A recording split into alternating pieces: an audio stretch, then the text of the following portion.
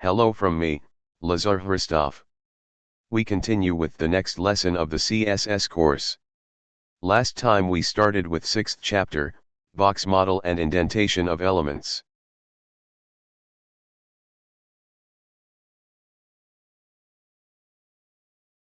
And we have reached to the following point 25.3.3. The border radius property. This property is new, introduced in CSS 3. As mentioned before, this property allows you to round the corners of the HTML elements frame.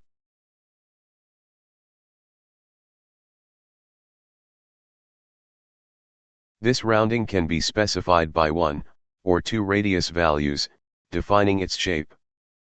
A single value defines the shape of a circle. Here's an example: 20 pixels, and 2 values separated by a slash, define an ellipse shape.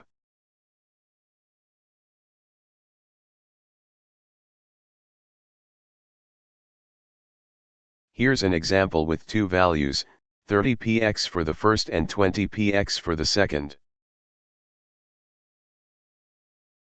The border radius property is a shorthand variant like the font or border properties, which we've already looked at, for creating the radius of the 4 corners of the frame. Otherwise, the radius of each corner can be set separately, using these properties: border top left radius, border top right radius, border bottom left radius, border bottom right radius. The border radius property can be set for a different number of corners. Its syntax is as follows: 1 value applies to all 4 corners, 2 values apply to the corners along the first value is for upper left and lower right, and the second for upper right and lower left.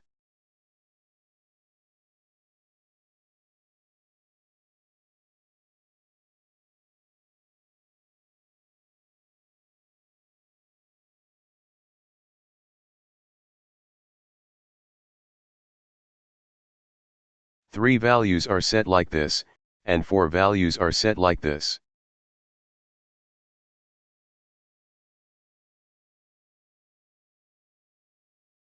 The border radius property is not only executed when the element has a border set, but also when only a background is set.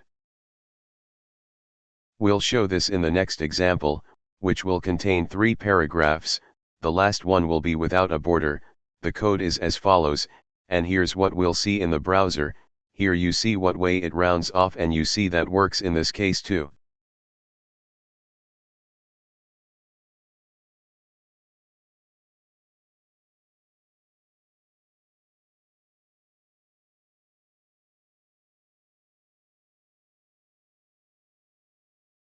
For using border radius in older browsers, you can use prefixes that are written in the following way: wget border radius, for Chrome and Safari.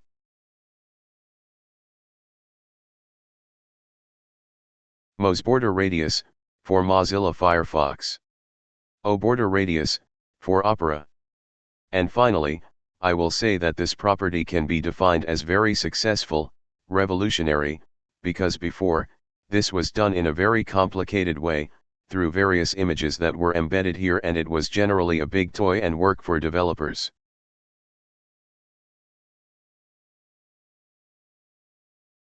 And we can say that this feature made developers' lives easier.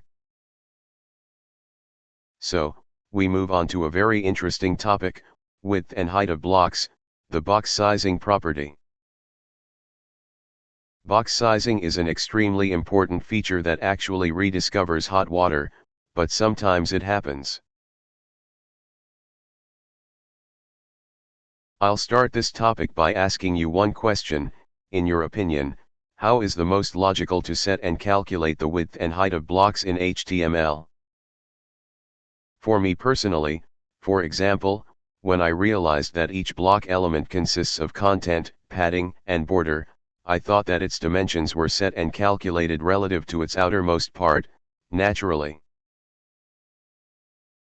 In my opinion, this is absolutely logical and natural, or, that in extreme cases it is calculated to the frame.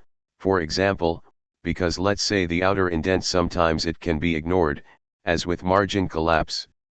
Here's the thing, for clarity. I'm applying the block model scheme again. We have content, we have inner padding, we have a border, we have outer padding. I thought it was most logical to calculate it this way to calculate it, that's how I imagined it, for example, as a box with a gift in it, and respectively the gift is the content, the inner padding is the distance to the box is the frame, and the outer padding is the distance to the neighboring boxes.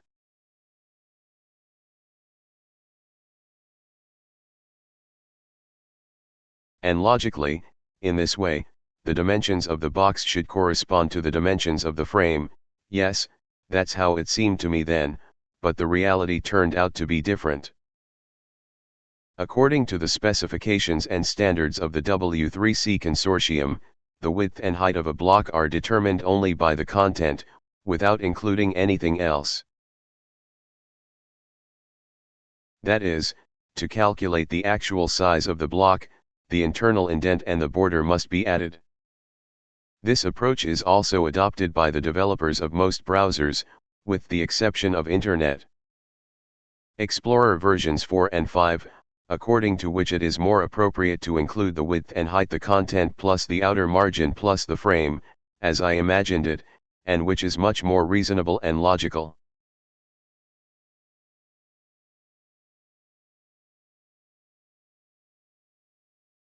Here is the difference schematically, and you can see what a deviation this gives in reality. So, this discrepancy created a big problem at the time, because at that time Internet Explorer was the most widely used browser, and you couldn't make a quality website without taking into account the developer with how the site will look in Internet Explorer. That is, this required developers to make additional hacks so that the site could display correctly in Internet Explorer, and all of this created a negative attitude towards this browser. However, over the years, it finally dawned on me that Internet Explorer 4 and 5 were right, and that their way was in many cases more efficient and better.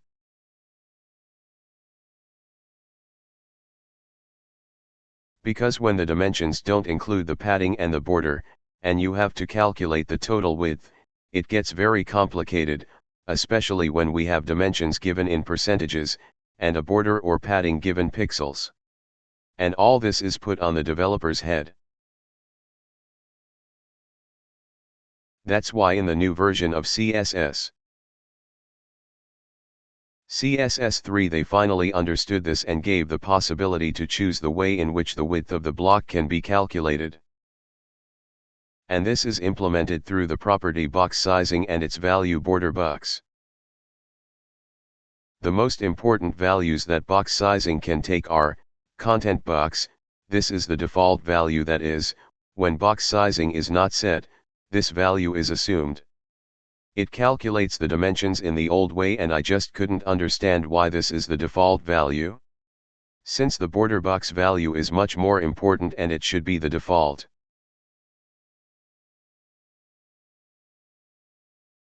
But this is still a decision of the W3C consortium, in my opinion incorrect. After all, border box, this is the value, which is key and important, which carries the meaning, and for the sake of which this property is actually introduced. So that it's like the developers of Internet Explorer 4 and 5. And they need to rehabilitate these people, and apologize to them for neglecting and blaming them for so many years. Box sizing, border box, is actually the value at which the dimensions are calculated according to the box model of the developers of Internet Explorer 4 and 5, that is, as the sum of the content dimensions plus the padding plus the border. Thus the width is equal to the content plus the padding plus the border, and the height is equal to the content plus the padding plus the border. And from here we get back to what I already said, that the border box value is actually the point of introducing box sizing. So, to make box sizing work on older browsers, you can use prefixes, in the same way as I already showed.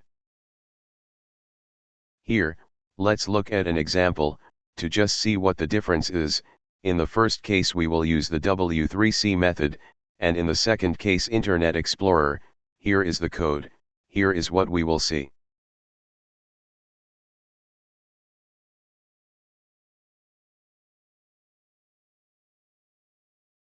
We see that the first block is wider than the second by 60 pixels. This is the difference between using both methods. To see how the outer indentation works margin, we will set the distance between the two blocks to 20 pixels.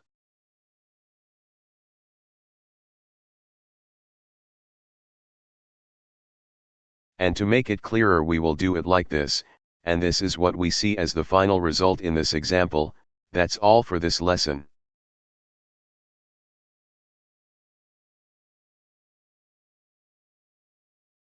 Best regards.